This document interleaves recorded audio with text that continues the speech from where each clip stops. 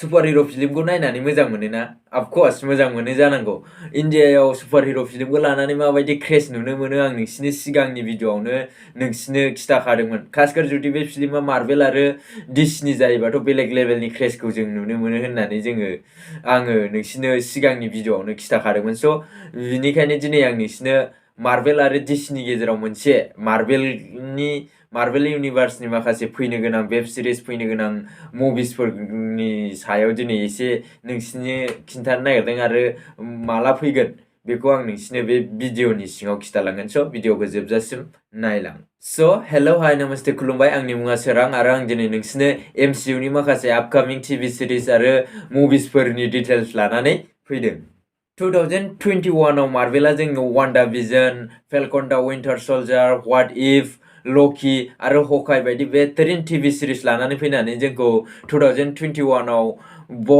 बिराद एन्टारटेन बानायदोंमोन स' आरो टिभि सिरिजल' नङा बिसोरो माखासे एकदम लाजवाब आरो बेहतरीन फिल्मबो लाना फैदोंमोन जायफोर फिल्मफ्रानो जादोंमोन इटारनेल्स ब्लेक विडो आरो सिंचे आरो स्पाइडारमेन नो वे होम बेफोरबायदि बेहतरीन फिल्मखौ लाना फैनानै जोंखौ 2021 नि बरिं आरो एकदम बेकार बोसोरावबो जोंखौ मार्वेला एन्टारटेन बानायनो जोंखौ बावाखैमोन स' नोंसिनि फेभरेट टिभि सिरिजआ बे वान्डा भिजन फेल्कन द winter soldier what if lucky आरो हकाईनि गेजेराव नोंसिनि फेभरेट टिभि सिरिजआ मामोन आंनो कमेन्ट खालामनानै खिथाहर आरो फिल्मनि गेजेराव स्पाइडारमेन नो वे होम इटारनेल्स ब्लेक विडो आरो सिंसेनि गेजेराव बबे फिल्मा नोंसिनि फेभरेटमोन स' कमेन्ट खालामनानै खिन्थाहर स' 2021 नि बायदिनो 2022 आवबो जोंखौ एन्टारटेन बानायनो थाखाय मार्वेला माखासे बेहतरीन टिभि सिरिज आरो बेहतरीन मुभिसफोर लानानै फैलायबाय स' बिनिनो माखासे 2022 नि आपकामिं मार्वेलनि टिभि सिरिजफोरानो जादों फार्स्टआवनो जोङो नुनो मोनगोन मुन नाइट ज'कि बिनि ट्रेलारा इउटुबाव अलरेडि फैखाबायानो हिन्दी आरो इंलिश नोंसोरो मोननैबो लेंगुवेजाव बे टिभि सिरिजनि ट्रेलारखौ नुनो मोनगोन मार्वेल स्टुडिअ'नि इउटुब चेनेल आरो डिजनी प्लास हटस्टारनि इउटुब चेनेलाव नोंसोरो बे टिभि सिरिजनि ट्रेलारखौ नुनो मोनगोन स' नोंसोर ट्रेलारखौ नायाखैबा मानो खालामदों ट्रेलारखौ थांनानै नायहैथां जुदि नोंसोरो सुपार हिर' फिल्म नायनानै मोजां मोनोबा सुपार हिर' टिभि सिरिज नायनानै जुदि मोजां मोनोबा नोंसोरो इउटुबाव नायनो हागोन बे मुन नाइटनि ट्रेलारखौ आरो 2022 आव फैनो गोनां मार्वेलनि सेकेन्ड टिभि सिरिजआनो जादों सी हाल्क ज'कि बियो हाल्कनि काजिन सिस्टार होननानै खोनानो मोनदों आरो बेयाव बियो सुपार पावार केरेक्टारजों लोगोसे बियो सासे उकिलनि केरेक्टारखौबो प्ले बानायगोन होननानै खोनानो मोनदों आरो बेयाव जों मोनसे थाग्रा रुमार खोनानो मोननाय बायदिबाथ' बेयाव जोंनि फेभरेट हाल्क मार्क राफेल'आबो माखासे एपिसोडाव रल प्ले बानायगोन हाल्कनि रल प्ले बानायगोन होननानै जोङो खोनानो मोनदों स' बिदि जायोबाथ' जों गासिबो हाल्क फेननि थाखाय बे मोनसे बिराद गिदिर खोथा स' आरो खोनानो मोनबावदों कि बे टिभि सिरिजनि इच एपिसड गासिबो 30 मिनिटआव फैजोबगोन होननानै मोनदों ज'कि 10 एपिसड फैगोन होननानै खोनानो मोनदों बिनि डेटखौ दासिमबो मार्वेला डिक्लेयार बानायाखै दासिमबो कनफार्म बानायाखै बियो माला फैगोन बिनि जेबो दासिमबो पुख्ता रिलिज डेट थि खालामनाय जायाखै स' माला फैगोन अब्ला आं नोंसिनो बिनि रिलिज डेटखौबो भिडिअआव खिथागोन स' नोंसिनि मेलेमाव दा गोसोआव मोनसे सोंनाय फैगासिनो दं जानो हागौ बेफोर टिभि सिरिजखौ जों बबेयाव नुनो मोनगोन होननानै स' बे टिभि सिरिजखौ नोंसोरो गासिबो डिजनी प्लास हटस्टाराव नुनो मोनजोबगोन स' नाथाय सिगां मार्वेला गावसिनि टिभि सिरिजफोरखौ नेटफ्लिक्सआव रिलिज बानायोमोन नाथाय नेटफ्लिक्सजों माखासे प्रडाक्सन इस्यु सोलिबाय थानायलाय बिसोरो दा नेटफ्लिक्सआव गावसिनि टिभि सिरिजफोरखौ रिलिज बानायलाय बिसोरो दा गोदान डिजनी प्लास हटस्टाराव गावसिनि थियेटाराव रिलिज जाखांनाय फिल्म आरो गोदान टिभि सिरिजफोरखौबो गासिबो बिसोरो दा डिजनी प्लास हटस्टाराव रिलिज बानायजोबो स' नेटफ्लिक्सआवबो माखासे बेहतरीन मार्वेलनि हेभि टिभि सिरिजफोर दं स' नोंसोर जुदि मिथिनो लुगैदोंबा बेफोर टिभि सिरिजफ्रा मा स' आं नोंसिनो सानसे बिनि सायाव बिनि लिस्टफोरखौ बबे टिभि सिरिजखौ नेटफ्लिक्सआव नुनो मोनगोन बिनि लिस्ट आं नोंसिनो मोनसे भिडिअ बानायनानै देखायगोन स' नोंसोरो दा नाथाय बेफोर गासिबो टिभि सिरिजखौ नोंसोरो डिजनी प्लास हटस्टाराव गासिबो नोंसोरो बेखौ नुनो मोनजोबगोन आरो मार्वेलनि थार्ड आपकामिं टिभि सिरिजआनो जादों मिस मार्वेला मोनसे पाकिस्तानी सुपार हिर' TV सिरिज बियो पाकिस्तानाव थाग्रा सासे सिख्लाया बोरै मिस मार्बेल जाहैखो आरो बे माखासे सुपार भिलेनफोरजों माबायदि फाइट खालामनानै लाइफआव साक्सेस जाखो बेफोरनि जार्निखौनो जोंनो बे TV सिरिजनि गेजेरजों खिन्थालांगोन आरो मोनसे थाग्रा रुमार फैदों कि बे मिस मार्बेल TV सिरिजआ डाइरेक्ट केप्टेन मार्बेल मुभिसजोंबो माखासे फैनो गोनां मुभिसाव माखासे एहेम काहानि एबा कानेक्सन दं होननानै जोङो खोनानो मोन्दों। केप्टेन मार्बेलखौथ' नोंसोर गासिबो मिथिजोबखायो आरो बे मुभिसखौबो नोंसोर नायखांबाय जानांगौ। आरो बेयाव जोङो माखासे मिस मार्बेलाव जोङो माखासे पाकिस्तानी एक्टर आरो माखासे इन्डियान एक्टरफोरबो जों नुनो मोनगोन। जेरै पाकिस्तानी एक्टर फवाद खानखौथ' जों मिथिजोबखायो गासिबो पाकिस्तानी एक्टर होननानै आरो बेयाव माखासे इन्डियान एक्टरफोरबो नुनो मोनगोन। जेरै फारहान आख्तार आरो महन कापुर बायदि बेहतरीन इन्डियान एक्टरखौबो जों मिस मार्बेलनि गेजेराव नुनो मोनगोन, ज'कि जोंनि थाखाय मोनसे प्राउड मोमेन्ट। स' बेफोर मोनथाम TV सिरिजनि गेजेराव नोंसोर बबे TV सिरिजखौ लानानै एक्साइटमेन्ट जानानै दं, बांसिन एक्साइटमेन्ट जानानै दं?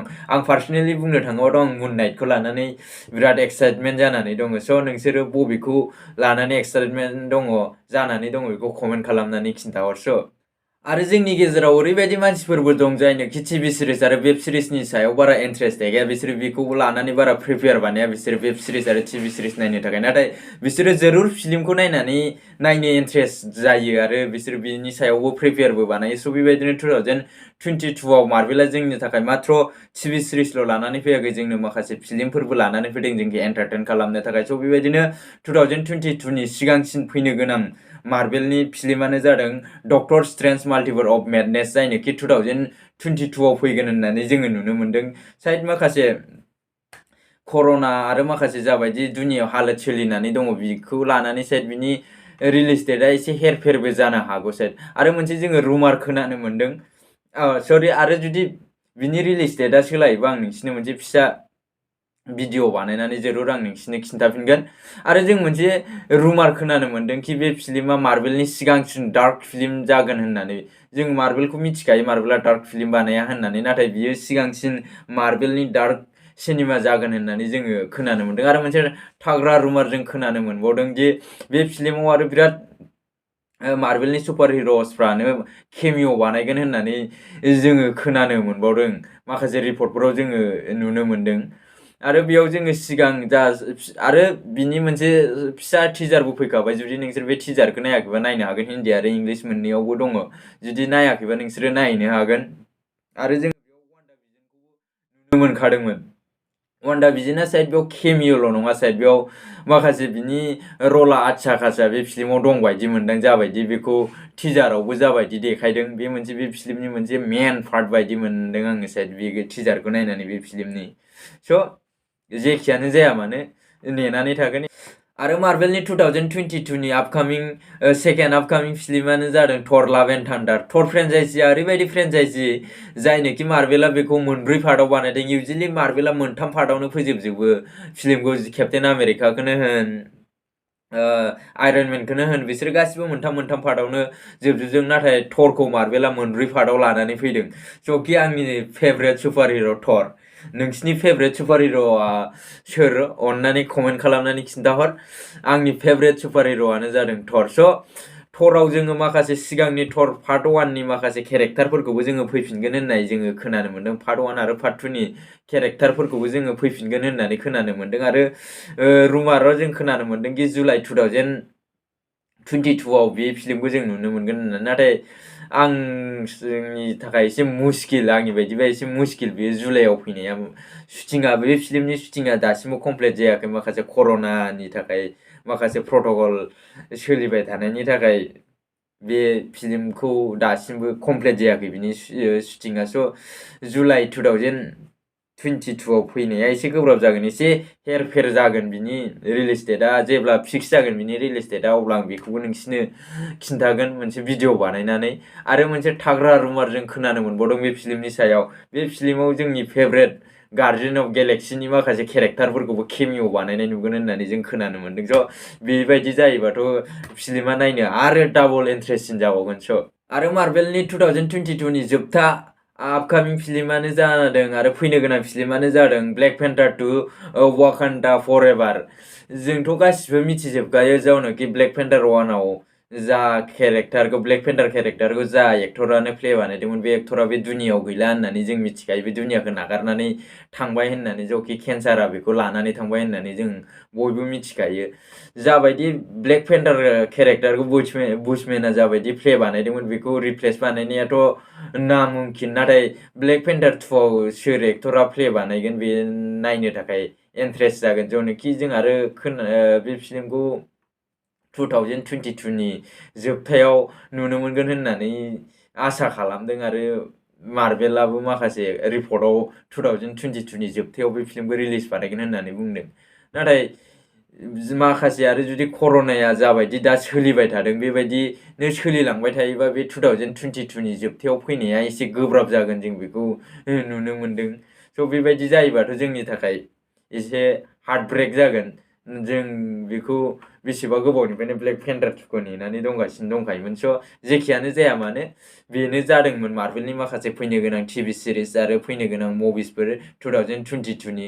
जुदि नोंसोरो मार्भेलनि फेनबा बे भिडिअ'खौ मोनसे लाइक बानाय आरो जुदि नोंसोरो फिल्म रिभिउसफोर नायनानै मोजां मोनोबा माखासे फिल्मफोरनि सोमोन्दै नोंसोरो नायनानै मोजां मोनोबा माखासे आपकामिं फिल्मफोर माला फैगोन आरो माखासे मुभि फिल्मफोरनि बारै जुदि मिथिनो लुगैबा नोंसोरो जुदि बे चेनेलखौ साबस्क्राइब बानाय आरो खाथियाव थानाय घन्टानि सावगारियाव बुनानै अल नटिफिकेसनाव सेट खालामनानै ला जुदि नोंसोरो बेबायदि भिडिअ नायनानै मोजां मोनोबा।